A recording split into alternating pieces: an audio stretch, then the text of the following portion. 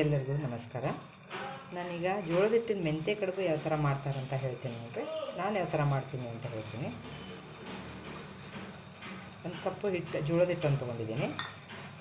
ನೀರನ್ನು ಕುದಿಯೋಕೆ ಇಟ್ಟಿದ್ದೀನಿ. ಆ ನೀರು ಕುದ್ಮೇಲೆ ನಾವು ಜೋಳದ ರೊಟ್ಟಿಗೆ ಹಾಕ್ಕೋತೀವಲ್ಲ, ಅದೇ ಥರ ಇದ್ರೊಳಗೆ ನೀರು ಹಾಕ್ಕೊಂಡು ನಾದ್ಕೋಬೇಕು.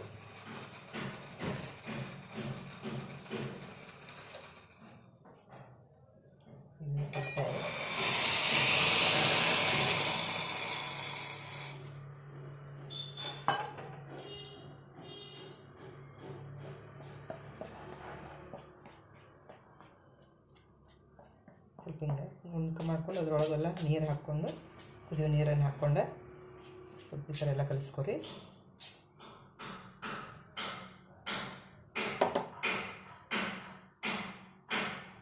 ಸ್ವಲ್ಪ ಮುಚ್ಚಿ ಸ್ವಲ್ಪ ಹೊತ್ತು ಬಿಟ್ಬಿಡ್ರಿ, ಯಾಕಂದರೆ ಇದು ಸುಡ್ತಾ ಇರ್ತೈತಲ್ಲ, ನಿಮ್ಗೆ ನಾದಕ್ಕಾಗಂಗಿಲ್ಲ. ಅದನ್ನು ನೀವು ಚೆಂದಾಗಿ ನಾದ್ಕೋಬೇಕು. ಸ್ವಲ್ಪ ಹೊತ್ತು ಒಂದು 5 ನಿಮಿಷ ಬಿಟ್ಬಿಡೋಣ ಇದನ್ನು. ಈ ಥರ ಮಾಡಿ ಈಗ 5 ನಿಮಿಷ ಬಿಟ್ಟ ಮೇಲೆ ಇದು ಸ್ವಲ್ಪ ತಣ್ಣಗಾಗಿರ್ತದಲ್ಲ, ಅದು ನಾದಕ್ಕೆ ಸರಿ ಆಗ್ತೈತೆ. ನಿಮ್ಗೆ ಸುಡೋದನ್ನು ನಾದಕ್ಕಾಗೋದಿಲ್ಲ. ಅದಕ್ಕೆ ಈಗ ಇದನ್ನು ಚೆಂದಾಗಿ ನಾದ್ಕೋಬೇಕು.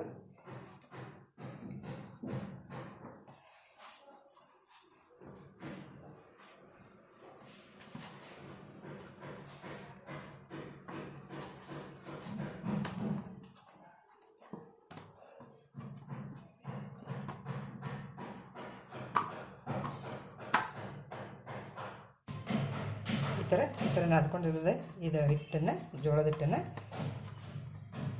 ಸ್ವಲ್ಪ ಸ್ವಲ್ಪ ತೊಗೊಂಡು ಸಣ್ಣ ಸಣ್ಣ ಉಳ್ಳಿಗಳು ಮಾಡ್ಕೋಬೇಕು. ಈ ಥರ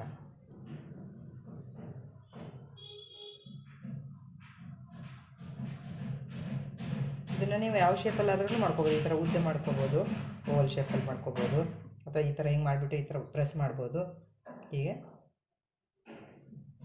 ಹಿಂಗೆ ಗುಂಡಕ್ಕನೆ ಹಿಂಗೆ ಇಡ್ಬೋದು. ರೌಂಡಾಗಿ ಮಾಡಿ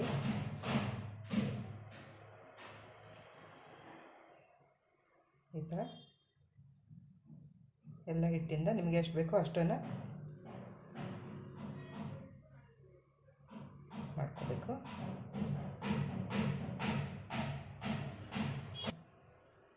ನೋಡಿರಿ, ನಾನು ಈ ಥರ ಮಾಡ್ಕೊಂಡಿದ್ದೀನಿ.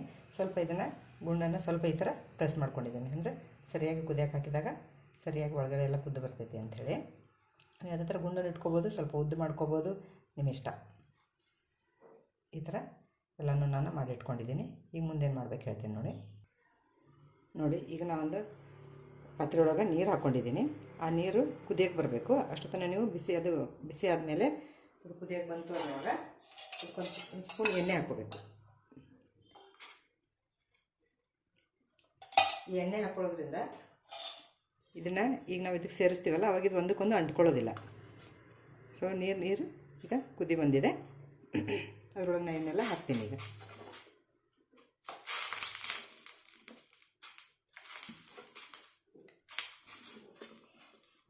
ಇದೊಂದು 6 ರಿಂದ 7 ನಿಮಿಷ ಚೆನ್ನಾಗಿ ಕುದಿಬೇಕು.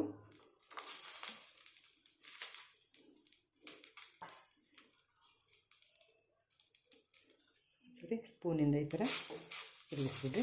ಎಣ್ಣೆ ಹಾಕಿರೋದ್ರಿಂದ ಇವೇನು ಹಿಡ್ಕೊಳ್ಳೋದಿಲ್ಲ, ಒಂದಕ್ಕೊಂದು ಅಂಟ್ಕೊಳ್ಳೋದಿಲ್ಲ, ಏನೂ ಆಗೋದಿಲ್ಲ. ಈಗ ಅದು ಕುದಿಯೋವರೆಗೂ ಇದು ಮೆಂತ್ಯ ಕಡುಬು ಆಗಿರೋದ್ರಿಂದ ಮೆಂತ್ಯ ಸೊಪ್ಪನ್ನು ಸಣ್ಣಗೆ ಹೆಂಚ್ಕೋಬೇಕು.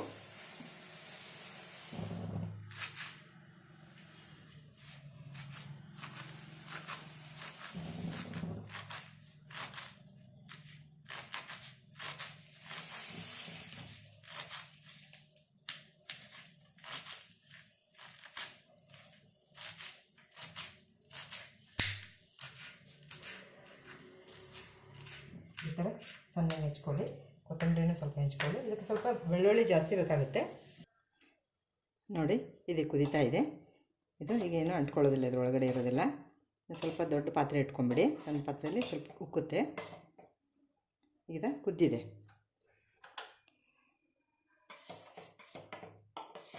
ನೋಡಿ, ಏನು ಅಂಟ್ಕೊಳ್ಳೋದಿಲ್ಲ, ಏನಿಲ್ಲ, ಎಲ್ಲ ಬಿಡಿ ಬಿಡಿಯಾಗಿಯೇ ಇರ್ತದೆ.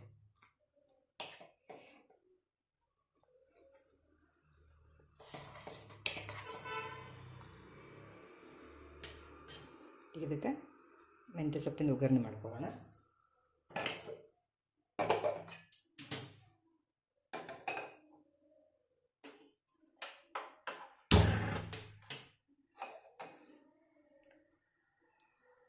ಇದಕ್ಕೆ ಸ್ವಲ್ಪ ನೀವು ಜಾಸ್ತಿ ಬೆಳ್ಳುಳ್ಳಿ ತೊಗೊಂಡ್ರೆ ಇನ್ನೂ ರುಚಿಯಾಗಿರ್ತದೆ. ಎಷ್ಟು ಬೆಳ್ಳುಳ್ಳಿ ಹಾಕ್ತೀರೋ ಅಷ್ಟು ರುಚಿಯಾಗಿರುತ್ತೆ. ಸ್ವಲ್ಪ ಎಣ್ಣೆ ಹಾಕೋಣ. ಇದು ಬಿಸಿ ಬಿಸಿಯಾಗಿಯೇ ತಿನ್ನಬೇಕು. ಈಗ ಎಣ್ಣೆ ಕಾದಿದೆ. ಸಾಸಿವೆ, ಸ್ವಲ್ಪ ಜೀರಿಗೆ ಜಾಸ್ತಿ ಹಾಕ್ಕೊಳ್ಳಿ. ನಾನು ಇಷ್ಟು ಹಾಕ್ತಾಯಿದ್ದೀನಿ. ಈಗ ಇಲ್ಲಿ ಹೆಂಚಿಟ್ಟಿರುವಂಥ ಬೆಳ್ಳುಳ್ಳಿ ಮತ್ತು ಮೆಂತ್ಯ ಸೊಪ್ಪು, ಕೊತ್ತಂಬರಿ, ಬೆಳ್ಳುಳ್ಳಿ ಹಾಕೋಣ.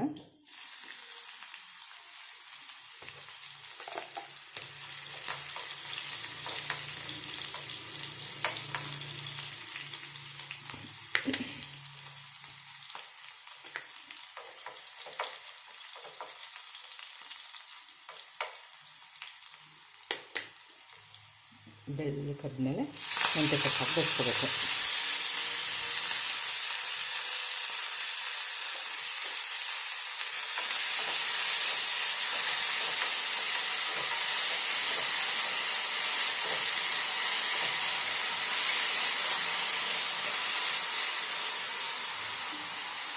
ಮೆಂತ್ಯ ಸೊಪ್ಪು ಚೆನ್ನಾಗಿ ಬೇಯಬೇಕು.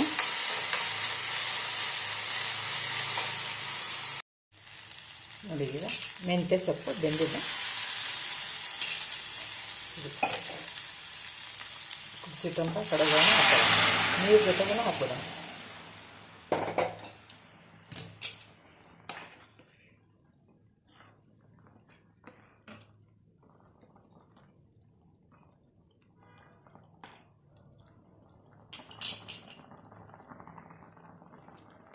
ಈಗ ಇದಕ್ಕೆ ಬೇಕಾಗುವಷ್ಟು ಖಾರ, ಉಪ್ಪು, ಅರಿಶಿನ ಹಾಕೊಳ್ಳೋಣ. ಅರಿಶಿನ, ಉಪ್ಪು,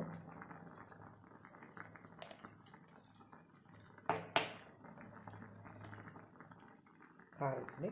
ನಿಮಗೆ ಎಷ್ಟು ಖಾರ ಜಾಸ್ತಿ ಬೇಕಾದರೆ ಜಾಸ್ತಿ ಹಾಕ್ಕೊಳ್ಳಿ.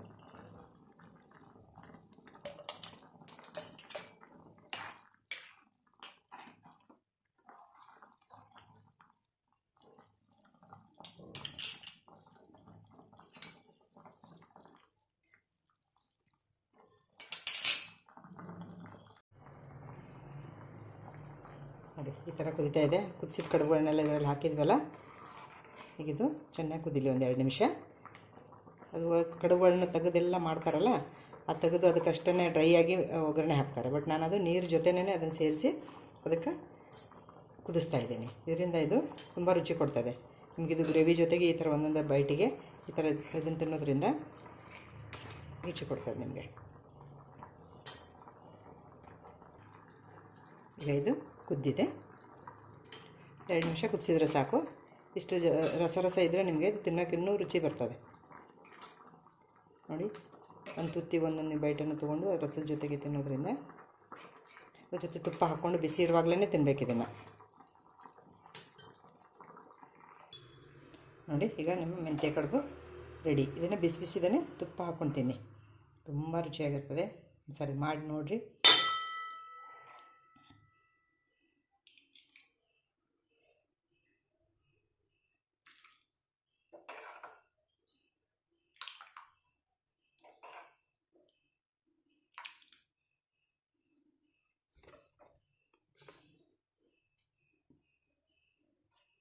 ಕೊತ್ತಂಬರಿ ಸೊಪ್ಪು ಹಾಕ್ಬಿಡೋಣ.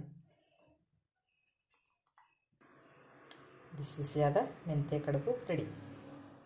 ಬಿಸಿ ಇರುವಾಗಲೇ ತಿನ್ನಬೇಕು ನೋಡಿ. ತುಪ್ಪ ಹಾಕ್ಕೊಂಡು ತಿಂದುಬಿಟ್ರೆ ರುಚಿಯಾಗಿರುತ್ತೆ. Thank you.